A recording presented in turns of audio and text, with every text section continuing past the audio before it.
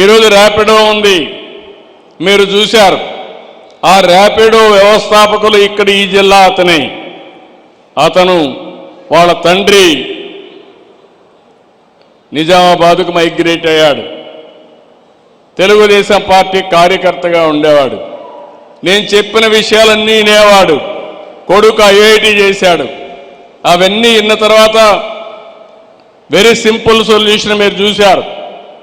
అతను చేసిన పని మీరు చూస్తే దేశంలో ఉండే ఆటోలు కానీ మోటార్ బైకులు కానీ ఇవన్నీ కూడా ఊబరైజేషన్ ద్వారా ప్రయాణ సౌకర్యం చేశాడు. ఒక ప్లాట్ఫామ్ని తీసుకొచ్చాడు.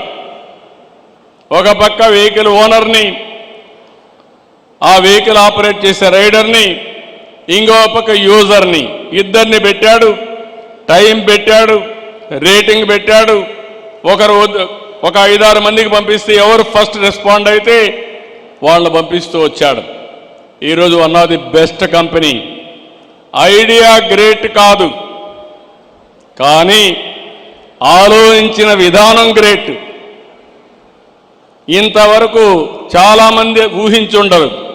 అలాంటిది ఈరోజు చూస్తే అది $1 బిలియన్ కంపెనీ ఒక 4-5 సంవత్సరాలు అయిపోయిందంటే అది మీకు చేత కాదా అని మిమ్మల్ని అడుగుతున్నా. ఇప్పుడు మీరు ఇది కూడా ఇన్నోవేటివ్ వేగా ఆలోచించాలి. రొటీన్గా ఆలోచిస్తే మీ ఆలోచనలు రావు. ఈ టెక్నాలజీ ఏజ్లో వినూత్నంగా ఆలోచించడం, దానికి టెక్నాలజీ జోడించడం, అది అయిన తర్వాత ఒక నాయకత్వాన్ని ఇవ్వాలి. ఆ లీడర్షిప్ మీరు ఇవ్వగలిగితే మీరు దానివల్ల ఫలితాలు ఒక మండలం కావాలంటే మండలానికి ఇవ్వచ్చు, జిల్లా కావాలంటే జిల్లాకి ఇవ్వచ్చు, రాష్ట్రానికి, దేశానికి, ప్రపంచానికే సేవలు అందించే పరిస్థితి వస్తుంది. అది ఈరోజు మనకు జరగబోయే విధానాలు. స్కేలింగ్ ఇస్ నాట్ ది సమస్య, మీరు మేనేజ్ చేయడం అనేది చాలా ముఖ్యమని చెప్పి కూడా నేను మీకు తెలియజేస్తున్నా.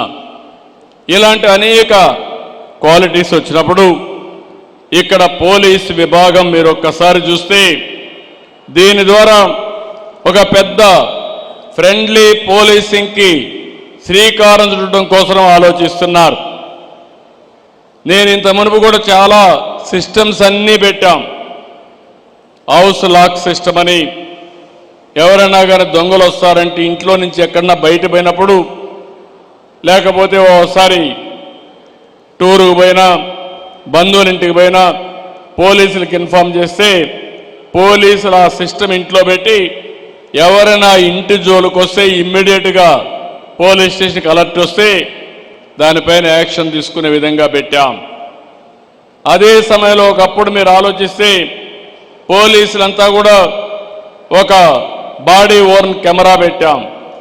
అవతల వాళ్ళతో మాట్లాడుతూ ఉంటే ఇద్దరు రికార్డ్ అయ్యేటివి.